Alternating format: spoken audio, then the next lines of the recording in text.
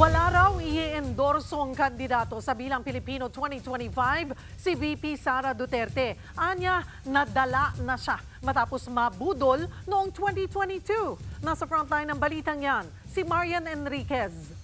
Iman na si PRD nung sa harap ng mga Pinoy na dumalo sa pa-Thanksgiving event sa Southern Stadium sa Wan Chai, Hong Kong kahapon, tila nagpahapyaw na si Vice President Sara Duterte sa susunod niyang plano sa 2028 elections. Ang pagpapasalamat ko sa inyong lahat, sa tulong ninyo, sa kampanya ninyo, sa suporta ninyo para sa akin at sa boto ninyo noong nakaraang halalan noong 2020. At sa susunod na halalan sa 2020, joke lang.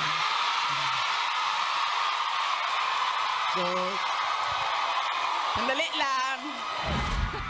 Kasama ng bisit ng kanyang amang si dating Pangulong Rodrigo Duterte sa Thanksgiving ang mga senatorial candidate ng Partido Demokratiko Pilipino na sina Senator Bongo, Attorney Vic Rodriguez, Congressman Rodante Marcoleta, Philip Salvador, Jimmy Bondoc, Attorney Raul Lambino at Attorney J.V. Hinlo. Pero kahit bitbit ang mga manok ng PDP, iginiit ni VP Sara na wala raw siyang balak i-endorso sila sa midterm elections. Sabi ko nga sa inyo, nadala na ako, na-scam na ako, nabudol na ako. Hindi ako mag-endorso ng kandidato. Kasi baka pagkatapos ng eleksyon, sasabihin nyo na naman, na-scam ba yung Inday Sara dahil sa iyo? Meron pang biro ang bise tungkol sa Pangulo. Sir, pakihanap nga yung inutusan ni Marcos na patayin yung aking... Yan. Dahil sa mga ganyan, nakakasuhan ako eh. Malay natin, di ba? Baka may inutusan dyan. Isa sa 7 nakabinbing articles of impeachment laban kay VP Sara ang pag-amin niyang may inutusan na raw siyang pumatay sa Pangulo kung may mangyari sa kanya.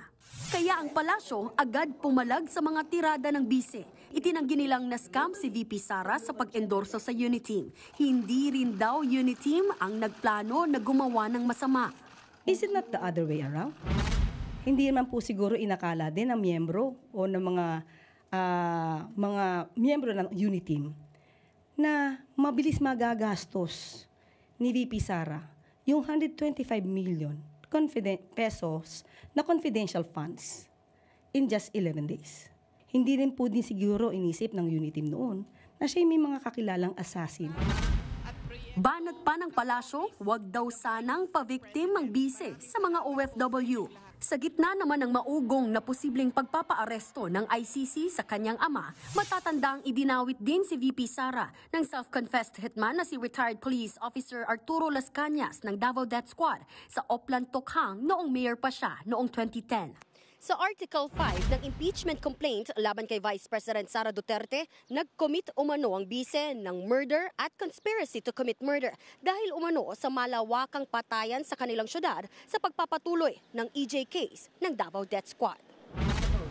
Para sa mga tatayong House prosecutors, malakas ang ebidensya nila. Meron pong testimonial evidence na si Las Cañas. So, may direct evidence na nagpapatotoo po nito. Sakali mang ipatawag din ang bise sa ICC, hindi naman daw ito makaaapekto sa impeachment trial dahil pwede namang humarap lang ang bise kung ipatatawag siya ng impeachment court. Nagbabalita mula sa Frontline, Marian Enriquez, News 5. Mga kapatid, Cheryl Cosim po, huwag maging huli at maging una sa lahat sa balitaan. Para sa tuloy-tuloy na talakayang sa Frontline, mag-follow at mag-subscribe sa social media pages ng News 5.